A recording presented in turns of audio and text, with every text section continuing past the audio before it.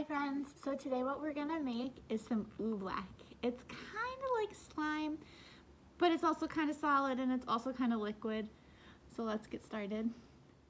The ingredients are really easy. All you need is cornstarch and water and food coloring if you want, and then you can also add some fun stuff in it afterwards if you want. But really all you need is cornstarch and water. You're gonna take about 1.5 cups or so of the cornstarch and about 1 cup or so of water. Again, with science experiments like this, you can always kind of mess around and change the ratios depending on your needs.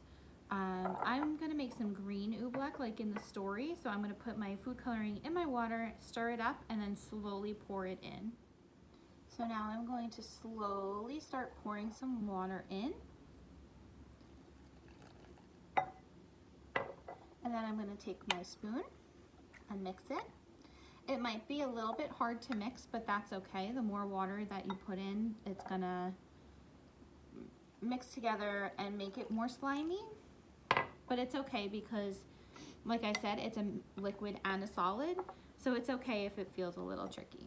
So just keep adding your water and keep adding to your cornstarch and keep stirring.